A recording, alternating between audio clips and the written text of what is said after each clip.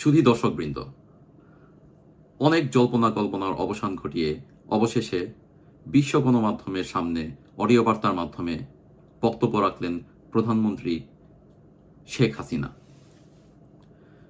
তার এই বক্তব্যের মাধ্যমে তিনি প্রশ্ন করলেন অন্তর্বর্তীকালীন সরকার এবং তার অধীনে আসন্ন জাতীয় সংসদ নির্বাচনের বৈধতা নিয়ে।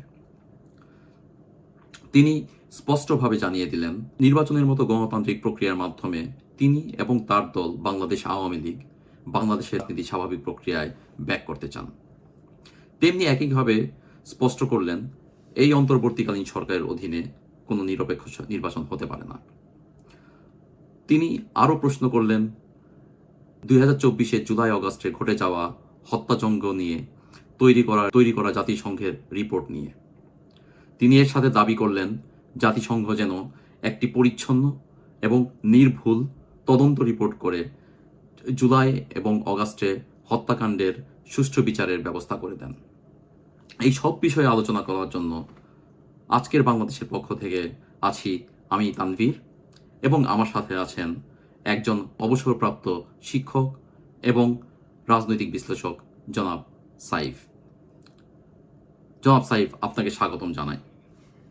ধন্যবাদ আপনাকে এবং আপনার মাধ্যমে যারা আমাকে শুনতে পাচ্ছেন এবং সামনে যারা শুনবেন তাদের সবাইকে আমি শুভেচ্ছা জ্ঞাপন করছি। জনাব সাইফ, আপনি আপনার কাছে যদি জানতে চাই, আপনি প্রধানমন্ত্রী শেখ হাসিনার এই বক্তব্যটাকে কিভাবে দেখছেন? এই বিষয়ে গতকালকে আপনার দিল্লিতে যে প্রেস কনফারেন্সটি অনুষ্ঠিত হয়েছে, এটি আসলে হলো যে ফরেন করেসপন্ডেন্স ক্লাব এই নামে এফসিসি তাদের আয়োজনে হয়েছে। এই এফসিসি যারা আয়োজকের সাথে জড়িত মূলত এশিয়া অঞ্চলের এবং বলা যায় যে বিশ্বের বিভিন্ন দেশের 50টি দেশের সাংবাদিকরা এই প্রতিষ্ঠানের সাথে জড়িত। তাদের ডাকেই এটি অনুষ্ঠিত হয়েছিল এবং ইন্ডিয়াতে আপনার হিউম্যান রাইটস অর্গানাইজেশনগুলো এর সাথে সম্পৃক্ত জড়িত। এটি কিন্তু প্রথমেই বলে রাখি, এটি আওয়ামী লীগের কোনো আয়োজিত অনুষ্ঠান ছিল না। তো কিন্তু এই 17-18 মাস পরে এই জাতীয় একটি আয়োজনের প্রতি বাংলাদেশের মানুষের তো অবশ্যই, ভারতের সাংবাদিকরাও এবং সারা বিশ্বের লিডিং যত সাংবাদিক আছেন তাদের একটি বৃহৎ অংশ সেইখানে উপস্থিত ছিল। আমরা যতটুকু জানতে পেরেছি যে আয়োজনটি যেখানে হয়েছিল সেখানে একেবারেই জ্যাম প্যাকড আপনার জনাকীর্ণ একটি সাংবাদিক সম্মেলন হয়েছে এবং সেইখানে আওয়ামী লীগের সভানেত্রী তিনি ভার্চুয়ালি যোগ দিয়েছিলেন এবং একটি রেকর্ডেড বক্তৃতা সেখানে তার রাখা হয়েছে এবং তিনি লাইভ ছিলেন না, তার একটি রেকর্ডেড বক্তৃতা ছিল। লাইভ ওখানে আওয়ামী লীগের এবং বিগত সরকারের শিক্ষামন্ত্রী উপস্থিত ছিলেন, মহিবুল হাসান চৌধুরী, এবং একজন সাংস্কৃতিক অঙ্গনের সেখানে উপস্থিত ছিলেন। সম্ভবত এরকম আরো এম আরাফাত উনি সশরীরে ছিলেন কিনা, ভার্চুয়ালি ছিলেন। তো সেইখানে যেখানে সাবেক প্রধানমন্ত্রী বক্তব্য রেখেছেন, সেই বক্তব্যটিতে আপনি বাংলাদেশে বিগত 5ই আগস্টের পর থেকে এবং সবটা নিয়েই তিনি কথা বলেছেন। জুলাই আগস্টের যে আন্দোলন, সহিংস আন্দোলন, এবং সেখানে যে হত্যাকাণ্ড সংঘটিত হয়েছে, যে ম্যাসাকার হয়েছে, অগ্নিসংযোগ হয়েছে, এই সমস্ত বিষয়গুলো ছিল এবং এর পরবর্তী সময়েও বাংলাদেশে এখনো যে অব্যাহতভাবে যে ভয়াবহ সন্ত্রাস, খুন খারাপি চলছে, সেই বিষয়গুলোও ছিল। মূলত ফোকাস করেছেন তিনি বাংলাদেশের যে বর্তমান একটি অসহনীয় বিপর্যয়কর অবস্থা, ভয়ঙ্কর অবস্থা, এই ভয়ঙ্কর অবস্থা থেকে উত্তরণের একটি তাগিদ ছিল তার বক্তৃতায়। তিনি এই বক্তৃতায় এইখানে তিনি একটি কথা বলেছেন যে ডক্টর ইউনূস সম্পর্কে তিনি বলেছেন হুম হুম যে হুম হুম হুম যে এই সরকার ইন্টারিম গভর্নমেন্টের যে ধরনের কর্মকাণ্ড, সেখানে যেভাবে আওয়ামী লীগের নেতা কর্মীদেরকে হত্যা করা হচ্ছে, বিরোধী দলকে নির্যাতন করা হচ্ছে, বিনা কারণে অসংখ্য মামলা দিয়ে হুম হুম, জেলখানায় বন্দি রাখা হয়েছে।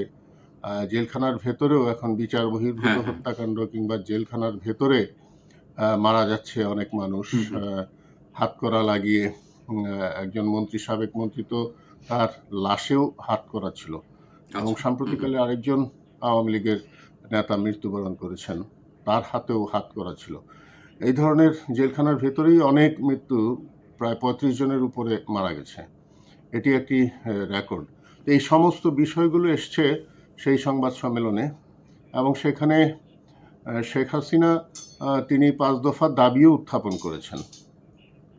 এই ৫ দফার দাবিগুলোর মধ্যে আপনার যে প্রথমেই তিনি হুম হুম হুম, এই যে ইউনূস সরকারকে, আচ্ছা, ইউনূসকে হটিয়ে একটি আহ, সরকার গঠন করার আহ্বান জানিয়েছেন, যেখানে গণতন্ত্র প্রতিষ্ঠার এমন একটি হুম হুম পরিবেশ হুম, তৈরি হবে, যে পরিবেশটা হলে একটি ভালো নির্বাচন, অবাধ সুষ্ঠু পরিবেশে নিরপেক্ষ একটি নির্বাচন হতে পারে।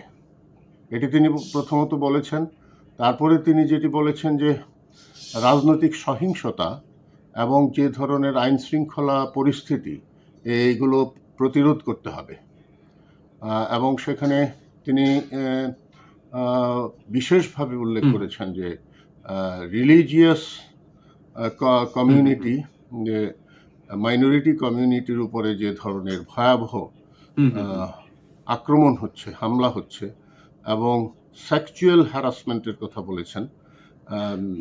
উইমেন অ্যান্ড গার্লস এই শব্দটি উচ্চারণ করেছেন। সেটা বন্ধ করতে হবে, এগুলো বন্ধ করার কথা বলেছেন। নির্যাতন, আক্রমণ, সহিংস আচরণ, এগুলোর বিষয়ে, হুম হুম হুম, এবং সামাজিক নিরাপত্তার বিষয়টি আহ, তিনি তুলে ধরেছেন। এবং যে ধরনের হয়রানি, গ্রেপ্তার হচ্ছে, সাংবাদিকদের কথাও তিনি এনেছেন। আওয়ামী লীগের কথা যেমন না, বলেছেন, তেমনি অন্যান্য বিরোধী দল যাদের উপরে অত্যাচার নির্যাতন হচ্ছে, সেখানে সম্ভবত উল্লেখ করেছেন বিরোধী দল বলতে তো আসলে আজকে যারা নির্বাচন করছে তারা কেউই বিরোধী দল না, এই সরকারেরই দল। কাজেই শেখ হাসিনা যে এই বিরোধী বিষয় দলের কথা এই বলেছেন, বিষয়টা নিয়ে অপোজিশনের কথা ভেবেছিলাম আপনাকে বলেছেন, একটা প্রশ্ন করবো, কিন্তু সেটি আপনি উত্তর জাসদ অলরেডি দিয়ে ওয়ার্কার্স দিলেন। পার্টি সহ আরো কিছু তো যাই রাজনৈতিক হোক, আপনি দলের কন্টিনিউ করেন, সরি টু নেতাকর্মীদেরকেও ইন্টারাপ্ট। এই ধরনের হয়রানির শিকার হতে হচ্ছে, তাদের কথাই বলেছেন। দমন পীড়ন যেটি চলছে, হুম হুম, তো সেই দমন পীড়নের কথা তিনি বলেছেন। আর সর্বশেষ তিনি যেটি বলেছেন, ইনভাইট করেছেন জাতিসংঘকে, ইনভাইট করেছেন সে সত্য সন্ধানের জন্য। অর্থাৎ বিগত ২৪-২৫ সনে যে ধরনের হত্যাকাণ্ডগুলি সংঘটিত হয়েছে, সেই বিষয়গুলোকে তদন্তের আওতায় এনে, নিরপেক্ষ তদন্তের আওতায় আনার জন্য তিনি দাবি উত্থাপন করেছেন। মূলত তার এই যে ৫ দফার দাবি, এটি মূলত এখানে যে হুম হুম হুম, মাইনরিটি ক্লিনজিং চলছে, সেগুলো বন্ধ করা, হত্যাকাণ্ড, বিনা কারণে জেলখানায় দিনের পর দিন রেখে দেওয়া, বিচার বিভাগ নিয়েও তিনি ইঙ্গিত করেছেন। এমনকি তিনি সিভিল অ্যাডমিনিস্ট্রেশনের প্রতিও তিনি আহ্বান জানিয়েছেন। এই ৫ দফা দাবির ভেতরেই আছে যে তারা রাজনৈতিক উদ্দেশ্য আচ্ছা প্রণোদিত আচ্ছা, হ্যাঁ, হয়ে যেন কোনো তৎপরতা পরিচালনা না করে, সেটিও তিনি আহ্বান জানিয়েছেন। মূল কথা, এই ৫ দফার ভেতরে একটি গণ সুষ্ঠু গণতান্ত্রিক একটা সুন্দর পরিবেশ পরিবেশ ফিরিয়ে নিয়ে ফিরিয়ে আসার জন্য আনার লক্ষ্যে বাংলাদেশে। তিনি আহ্বান জানিয়েছেন। ১ নম্বরেই তিনি যেটি বলেছেন, সেই ধরনের একটি পরিবেশেই একটি হুম, নির্বাচন হতে রাইট। পারে, একটি ইনক্লুসিভ নির্বাচন হতে পারে। এই কথাগুলি তিনি বলেছেন। আর ডক্টর ইউনূস সাহেব তো সেটি তার অধীনে কোনো কিছুই আসলে সম্ভব না, সেটি তিনি উল্লেখ করেছেন। এবং তাকে এই হত্যাকাণ্ডের দায় তার কাঁধে দেওয়া হয়েছে, এবং তাকে খুনি হিসেবেই তিনি উল্লেখ আচ্ছা আচ্ছা করেছেন। আচ্ছা, তো তাকে হুম সরে হুম যেতে হবে। হ্যাঁ, he has to say good bye. এটাই তিনি বলতে চেয়েছেন। তো এই ছিল তার ৫ দফা। আর সেইখানে সাংবাদিকদের প্রশ্নের উত্তর দিয়েছেন, চমৎকারভাবে উত্তর দিয়েছেন ব্যারিস্টার মহিবুল হুম হাসান হুম চৌধুরী নৌফেল, যিনি আচ্ছা শিক্ষামন্ত্রী ছিলেন। তিনি একসময় বাংলাদেশ আওয়ামী লীগের সাংগঠনিক হুম হুম হুম সম্পাদকও ছিলেন। খুবই কম বয়সেই বাংলাদেশ আওয়ামী লীগের সাংগঠনিক সম্পাদক, সম্ভবত ৩২ কিংবা ৩৩ হুম হুম বছর হুম। বয়সে, এবং খুবই উচ্চশিক্ষিত। এবং তিনি তার যে পারফরম্যান্স, ইংরেজিতে তিনি যেভাবে প্রশ্নের উত্তর দিয়েছেন, এবং খুব টেকনিক্যাল প্রশ্ন ছিল সাংবাদিকদের, এই সমস্ত প্রশ্নের সাবলীল ভাষায় যৌক্তিকভাবে তিনি বাংলাদেশ আওয়ামী লীগকে যেমন হুম তুলে হুম হুম। ধরেছেন, বিগত সরকারকে তুলে ধরেছেন, এবং যে দায় তাদের উপরে চাপানো হয় যে আওয়ামী লীগ এত হত্যাকাণ্ড সংঘটিত করেছে, এই সমস্ত বিষয়ে খুব হুম হুম হুম। যুক্তিগ্রাহ্যভাবে, খুব যৌক্তিক উপায়ে তিনি উত্তরগুলি দিয়েছেন। এবং সেইখানে এরকম হালকা বা স্থূলভাবে তিনি অভিযোগ অস্বীকার না করে বরং বলেছেন যে একটি নিরপেক্ষ তদন্ত হোক, আমরাও এটি দেখতে চাই যে এই তদন্তের মধ্য দিয়ে কার দায় কতটুকু, চমৎকারভাবে তিনি উপস্থাপন করেছেন। এই বিষয়ে যারা শুনেছেন, এবং অন্যান্যদের প্রতিক্রিয়াও, যারা এখানে উপস্থিত ছিলেন তাদের প্রতিক্রিয়ায়ও যা জানা গেছে, যে এই ইয়াং হুম এই হুম হুম। নেতা আওয়ামী লীগকে রিপ্রেজেন্ট করেছেন এ, চমৎকারভাবে, সুন্দরভাবে, আন্তর্জাতিক অঙ্গনে যেভাবে তুলে ধরার, সেটি তিনি তুলে ধরেছেন। আপনি এই প্রসঙ্গে একটি লাইন বলে রাখি, হুম হুম হুম। 1971-এ যখন বঙ্গবন্ধু অনুপস্থিতিতে যে মুজিবনগর সরকার, সেই সরকারের যিনি অস্থায়ী রাষ্ট্রপতি ছিলেন সৈয়দ নজরুল ইসলাম সাহেব এবং হুম হুম হুম। তাজউদ্দিন আহমেদ, তারা বিদেশি সাংবাদিকদের সামনে যেভাবে তাদের বক্তব্য, যুদ্ধ চলাকালে তাদের বক্তব্যটা যেভাবে তারা তুলে ধরতেন বিদেশি সাংবাদিকদের কাছে, সেই সময়ে সেই সময়ে ধরেন আপনি সৈয়দ নজরুল ইসলাম কিংবা তাজউদ্দিন সাহেবের বয়স ৪৫, এবং আরেকজনের বয়স হুম হুম হয়তো হুম। ৪৩। তো ৪৩-৪৫ বছর বয়সে সৈয়দ নজরুল ইসলাম এবং তাজউদ্দিন সাহেব যেভাবে সারা বিশ্বের সামনে উপস্থাপন করেছেন এই যুদ্ধের বাস্তবতা, এবং সেখানে মুক্তিযুদ্ধের মাধ্যমে সারা পৃথিবীকে, বিশ্বকে মুক্তিযুদ্ধের পাশে দাঁড়ানোর জন্য, বাংলাদেশের পাশে দাঁড়ানোর জন্য যেভাবে আহ্বান হুম হুম হুম। জানিয়েছেন, আমার কাছে মনে হয়েছে ব্যারিস্টার মহিবুল হাসান চৌধুরী সেই কাজটি সফলভাবে তিনি আচ্ছা। করতে পেরেছেন। আজকের বাংলাদেশ তো মূলত সেই হুম হুম একাত্তরের হুম। মতোই, একাত্তরের মতোই, স্বাধীনতা বিরোধী, মুক্তিযুদ্ধ বিরোধীরা যখন বাংলাদেশকে এখন তছনছ করে দিচ্ছে হামলা মামলা দিয়ে, এবং মুক্তিযোদ্ধাদেরকে অপমান অপদস্থ করে হত্যা করে, যে পরিস্থিতি তৈরি হয়েছে, এটি একাত্তরের মতোই আজকেও মহিবুল হাসান চৌধুরী এবং তার সাথী যারা কথা বলেছেন ওই প্রেস কনফারেন্সে, তাদেরকে সেরকমই আমার কাছে আচ্ছা। মনে হয়েছে। তো একটা একটা বিষয় স্পষ্ট যে আমরা শুরু ২০২৪-এর জুলাই আগস্টের পর থেকেই আমরা মোটামুটি দেখে আসছি আওয়ামী লীগের পক্ষে যারা কথা বলছেন, যেই মন্ত্রী হোক, এক্স মন্ত্রী অথবা প্রধানমন্ত্রী যেই কথা বলছেন, ওনারা কিন্তু সবসময় বলে আসছেন যে ওই সময় ঘটে যাওয়া ঘটনাগুলোর জন্য আওয়ামী লীগের যেইটুক কিংবা সরকারের যেইটুক দায় আছে সেই দায়টুকু তারা নিতে কিন্তু কখনো দ্বিধাবোধ করেনি, এবং সেই দায়টুকু নিয়ে একটা সুষ্ঠু তদন্তের মাধ্যমে বিচারের দাবিও করে আসছেন। আপনি কি এই ব্যাপারটাকে আপনি কি এই ব্যাপারটাকে লক্ষ্য করেছেন কিনা, কিংবা এটা অ্যাকচুয়ালি তারা কি অ্যাকচুয়ালি তাই চাচ্ছে, নাকি এটা কোনো? না, এই কথাটি আপনি যে প্রসঙ্গটি হ্যাঁ হ্যাঁ তুলে ধরলেন, সেটি কি আপনি সেই সময়ে ২০২৪-এর সরকারের সময়ের হ্যাঁ, দুই কথা হাজার বলছেন? চব্বিশের সময়ের সরকার, মানে আওয়ামী লীগ সরকারের কথা বলছি। এবং হ্যাঁ, আওয়ামী লীগ সরকার থাকা, যখন হুম প্রধানমন্ত্রী হুম শেখ হাসিনা, আহ, এই প্রশ্নে তো তিনি যেমন নিহত নিহত পরিবারগুলোর সাথেও তিনি সাক্ষাৎ করছিলেন, এবং যারা হাসপাতালে ছিল তাদেরকে তিনি পরিদর্শন করছিলেন, এবং সেইখানে সাংবাদিকদের সাথেও হুম হুম কথা হুম। বলেছিলেন। এর সুষ্ঠু নিরপেক্ষ একটি তদন্তের জন্য বিচার বিভাগীয় একটি তদন্ত কমিটিও গঠন করে দিয়েছিলেন। কারণ সরকারে থাকাবস্থায় এই ধরনের হত্যাকাণ্ড ঘটনা ঘটানোর কোনো ধরনের নির্দেশনা, এই ধরনের কোনো নির্দেশনা তো আচ্ছা, না না না। দেননি। কারণ হলো যে, যখন শুনেন, একটি বিষয় আমি বলি, সেটি হলো যে বাংলাদেশের পুলিশ আইন, সেই পুলিশ আইনেই কিন্তু আপনি যখন আক্রান্ত হয় কেউ, তখন তার আত্মরক্ষার সুযোগ আছে এই আইনে। এবং পুলিশকে যখন হত্যা করা হচ্ছে, মনে আছে 19শে জুলাই একজন পুলিশকে হত্যা করে ফ্লাইওভারে তার লাশ হুম হুম ঝুলিয়ে হুম। দেওয়া হলো। একজন এই ধরনের ঘটনা যখন শুরু হলো, তখন পুলিশ তার আত্মরক্ষাতে, এবং পুলিশের উপর হামলা হচ্ছিল, সেখানে পুলিশ আত্মরক্ষার্থে গুলিবর্ষণ করতে পারে, এটি কিন্তু মানে পুলিশের এই আইনটি কিন্তু কনস্টিটিউশনে বিদ্যমান আইন। সেটা আছে, উল্লেখ আছে।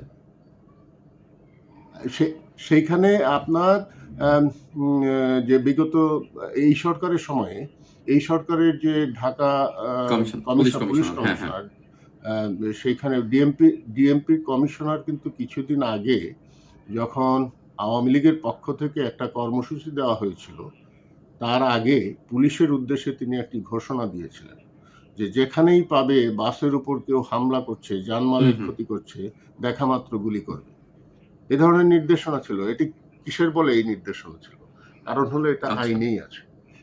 আর ওই সরকারের সময়ে যখন বিটিভিতে হামলা হচ্ছে, যখন মেট্রো রেলে হামলা হচ্ছে, মেট্রো রেলে আগুন লাগিয়ে দেওয়া হয়েছে, যখন সড়ক ভবন পুড়িয়ে দেওয়া হচ্ছে, এই ধরনের অসংখ্য ঘটনা যখন ঘটছে, তখন যদি পুলিশ স্বতঃপ্রণোদিত হয়ে এই ধরনের তৎপরতা, সন্ত্রাসী তৎপরতা বন্ধ করার জন্য, এবং পুলিশ নিজেই হুম হুম হুম। আক্রান্ত হচ্ছে, তখন গুলিবর্ষণ করার কথা তো এখানে বলাই আছে।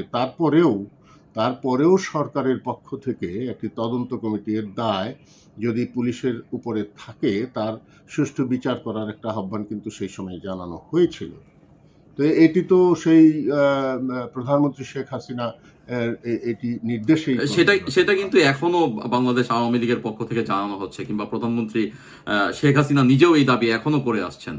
যে শুধু তাই না, আমরা আমরা আমরা আল এখনো করছেন। জাজিরাতে সজীব ওয়াজেদ জয়ের ইন্টারভিউয়ে দেখলাম যে উনিও বলেছেন যে যেইটুকু দায় আওয়ামী লীগ সরকারের, তখনকার আওয়ামী লীগ সরকারের ছিল, সেইটুকু দায় অবশ্যই আওয়ামী লীগকে নিতে হবে, এবং সেই দায় নিয়ে একটা সুষ্ঠু হ্যাঁ, বিচারের দাবি কিন্তু অবশ্যই, উনি আল জাজিরাকেও অবশ্যই। জানিয়েছেন। হ্যাঁ, হ্যাঁ। হ্যাঁ, অবশ্যই। তো এইখানে একটা জি কথা জি। বলে রাখি। একটা কথা, আমি তো আসলে ধরেন একজন একাডেমিক লোক হিসেবে আপনার সাথে হ্যাঁ হ্যাঁ। কথা বলি। একজন প্রাক্তন শিক্ষক, কিংবা রাজনীতি, আমার চোখে রাজনীতি চলমান যে বিষয়, সেই বিষয়গুলো নিয়ে হুম হুম একটা হুম। ব্যাখ্যা, হ্যাঁ হ্যাঁ বিশ্লেষণ হ্যাঁ হ্যাঁ। দেওয়ার চেষ্টা করি। তো একটা কথা বলে রাখি, সেটি হলো যে প্রায়ই একটা কথা শোনা যায় যে শেখ হাসিনা কিংবা তার সরকার কোনো ধরনের অনুশোচনা কিংবা দায় স্বীকার করে না, ক্ষমা চায় না, এই ধরনের কথা হ্যাঁ হ্যাঁ কিন্তু হ্যাঁ। আসে। তো সেইখানে ব্যারিস্টার নওফেল এই বিষয়ে চমৎকার উত্তর দিয়েছেন। তিনি যেভাবে বলেছেন, আমি মনে করি আমার দৃষ্টিকোণ থেকে, যে এই যে কথাটা বলা হয় যে শেখ হাসিনা অনুশোচনা করুক, অনুতপ্ত হোক, ক্ষমা চাক, এটা যদি হয় তাহলে কিন্তু, তাইলে তো আর বিচারও লাগে না। এই হত্যাকাণ্ডের দায় যদি সেই সময়ের প্রধানমন্ত্রী শেখ হাসিনা গ্রহণ করে ক্ষমা চান জাতির কাছে, তারা তারা যে কথাটা বলতে চায় যে সেই সময়ের দায় স্বীকার করে তিনি, কিংবা সেই সময়ের সরকার কিংবা আওয়ামী লীগ, তারা ক্ষমা চাইবে কিংবা অনুশোচনা অনুতপ্ত আচ্ছা। হবে। এই কথাটা তারা বলতে, এই অনুতপ্ত অনুশোচনা প্রকাশ করলেই তো তার সমস্ত দায় আওয়ামী লীগের অবশ্যই কাঁধে চলে অবশ্যই। আসে।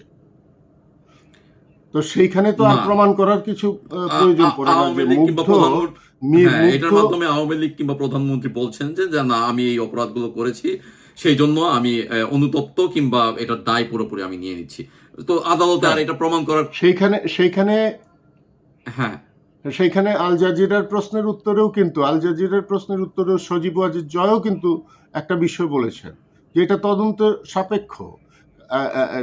তাকে সুস্পষ্ট সুনির্দিষ্টভাবে আবু সাইদের হুম, কথা বলা হয়েছিল, মীর হ্যাঁ মুগ্ধের হ্যাঁ কথা হ্যাঁ হ্যাঁ। বলা হয়েছিল। দেখেন, আবু সাইদের মৃত্যুর পরে আবু সাইদের যে তার গায়ে যে টি শার্টটা ছিল, সেইখানে এটি আদালতের সামনে, আন্তর্জাতিক অপরাধ ট্রাইব্যুনাল, এই সোকল্ড আইসিসি, সেইখানে আহ, যে টি শার্ট প্রদর্শন করা হলো, সেইখানে কিন্তু এই টি শার্টের গায়ে গুলির কোনো চিহ্ন গুলির ছিল চিহ্ন না। নেই। যদি গুলি বর্ষণে তার মৃত্যু হয়, তাহলে গুলির চিহ্ন কেন ওই টি শার্টে থাকবে না? এবং তার মৃত্যুর কারণ হিসেবে তার পেছনে একটা আঘাতজনিত কারণে রক্তক্ষরণে, অতিরিক্ত রক্তক্ষরণে তার মৃত্যু হয়েছে। এটি যদি হয় তাহলে এর দায় কার? আরেকটা বিষয় দেখেন, হ্যাঁ, মুগ্ধ দুই পাশেই শত শত মানুষ, সে পানি চাই বলে পানি দিচ্ছে। সেইখানে একটা বুলেট তাকে তার মাথায় এসে বিদ্ধ হলো, মাথায় কপালে বিদ্ধ হলো এবং সেটা নিচে কানের নিচ দিয়ে চলে গেছে। অর্থাৎ বুলেটটা এসেছে তার যে ডিরেকশন বুলেটে, সেটা বোঝা গেছে যে এটা উপর থেকে নিক্ষেপ করা হয়েছে এবং তার আশেপাশে পুলিশ হুম, ছিল না। এবং আপনি যদি লক্ষ্য করেন, ব্রিগেডিয়ার সাখাওয়াত সাহেব সম্ভবত 12ই আগস্ট 2024-এ তিনি সাংবাদিকদের সামনে বলেই ফেলেছিলেন যে এটি স্নাইপার রাইফেল, যেটি পুলিশের হাতে নেই, 7.62 বুলেট, সেটা পুলিশ বর্ষণ করেনি এবং সেইখানে সিভিলিয়ানদের হাতে কি করে গেল এই অস্ত্র। অর্থাৎ তিনি তার কথায় প্রকাশ পেয়ে গিয়েছিল যে এইখানে একটা থার্ড পার্টি কিলিং এজেন্ট হিসেবে লাশ ফেলার দায়িত্ব নিয়ে, যে রাজপথকে যদি গরম করতে হয়, উত্তপ্ত করতে হয়, তাহলে লাশ ফেলতে হবে। এবং সেই তৃতীয় পক্ষ থেকেই কিন্তু শিশুদের লাশ, কিশোরদের লাশ এভাবে গুলি বর্ষণ করে লাশ এবং ফেলা হয়েছে। এবং এটা অনেকেই এবং মনে আমি করে। নিশ্চিত এই সঙ্গত কারণগুলোর জন্যই মাননীয় প্রধানমন্ত্রী বলেছেন জাতিসংঘকে একটা নিরপেক্ষ তদন্ত রিপোর্ট তৈরি করার জন্য, যাতে বাংলাদেশে ঘটে যাওয়া এই ঘটনায় যে হত্যাযজ্ঞ হলো সেই হত্যাযজ্ঞের মানুষগুলো যেন সুষ্ঠু বিচার পেতে পারে, তাদের পরিবার যেন সুষ্ঠু বিচার পায়। হ্যাঁ, হ্যাঁ, সেই কারণেই এইখানে ডক্টর মোহাম্মদ ইউনূসের নেতৃত্বে এই সরকার এই কাজগুলো করবে না বলেই এই 5 দফা দাবির যে হ্যাঁ, হ্যাঁ, প্রথম কথাটা, সেটা হলো যে he has to say good bye. তাকে দিয়ে এখানে যেমন সুষ্ঠু তদন্ত হবে না কোনো বিষয়ের, এখানে যে হত্যাকাণ্ড চলছে, যে জঙ্গি তৎপরতা চলছে, যে দক্ষিণপন্থীদের যে ভয়াবহ উত্থান, এই সমস্ত বিষয়, এবং একটি সামনের যে সোকল্ড নির্বাচন, একটি অদ্ভুত ঐতিহাসিক নির্বাচন হুম, হতে যাচ্ছে। তিনি তো বলছেন ঐতিহাসিক সুষ্ঠু হুম, হুম, হুম, নির্বাচন হবে। আসলে এটি একটি ঐতিহাসিক এই কারণে যে একই দিনে গণভোট, একই দিনে একই সময়ে জাতীয় সংসদ নির্বাচন, এটি বাংলাদেশের ইতিহাসে নেই। পৃথিবীর কোনো ইতিহাসে এটি আছে কিনা যে দুটো প্রধান ইস্যুতে একদিনে নির্বাচন হয়। সেই কারণেই এই এই ডক্টর মোহাম্মদ ইউনূসের নেতৃত্বে এই সুষ্ঠু কোনো নির্বাচন হবে না ভবিষ্যতেও। বাংলাদেশে আগামী দিনে কোনো গণতন্ত্রের সম্ভাবনা, গণতান্ত্রিক পরিবেশের সম্ভাবনা নেই। এটি কিন্তু গত কালকের এই প্রেস কনফারেন্সে এই না, এটা কথাগুলি কিন্তু বেশ, এসছে। এটা বেশ সেখানে স্পষ্ট আরো করেই, হ্যাঁ, বিপর্যয়কর হ্যাঁ, একটা বেশ স্পষ্ট পরিস্থিতি, করেই মাননীয় প্রধানমন্ত্রী এটা বলে দিয়েছেন। আরো বিপর্যয়কর একটি, হ্যাঁ, আরো বিপর্যয়কর একটা পরিস্থিতি সামনে অপেক্ষা করছে। আচ্ছা, এই অবস্থায় আওয়ামী লীগ সংগঠিত হচ্ছে, ঠিক তেমনি বিশ্ব জনমতকেও আওয়ামী লীগের পক্ষে, এই মানবতার পক্ষে, গণতন্ত্রের পক্ষে বিশ্ব জনমত যেন গড়ে ওঠে, সেই কারণেই এই প্রেস কনফারেন্সের মাধ্যমে শেখ হাসিনা এই বক্তব্যগুলো তুলে ধরেছেন এবং সারা পৃথিবীর সাংবাদিকরা, বলা যায়, এই আহ, এত আকর্ষণীয়ভাবে একটি যে অনুষ্ঠান হয়েছে, সবার হুম, হুম, হুম। দৃষ্টি ছিল এই প্রোগ্রামটার দিকে, সকলের দৃষ্টি ছিল এই প্রোগ্রামে। আপনাকে জনাব সাহেব, ধন্যবাদ। আপনাকে অনেক ধন্যবাদ আপনার সুন্দর বিশ্লেষণের জন্য।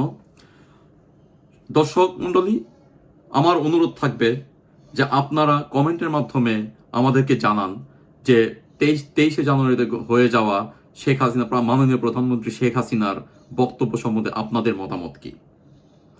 এরকম আরও বিশ্লেষণ শোনার জন্য আমাদের সাথে থাকুন, আমাদের পেজটি লাইক এবং শেয়ার করুন। আপনাকে আবারও ধন্যবাদ জানাচ্ছি জনাব সাইফ, আমাদের সঙ্গে থাকার জন্য এবং আপনার মূল্যবান সময়টি আমাদেরকে দেওয়ার জন্য। আপনাকে এবং আপনার চ্যানেলের মাধ্যমে সকল দর্শকদের আমি শুভেচ্ছা, অভিনন্দন জানাচ্ছি। ধন্যবাদ সবাইকে। ভালো থাকবেন, নিরাপদে থাকবেন।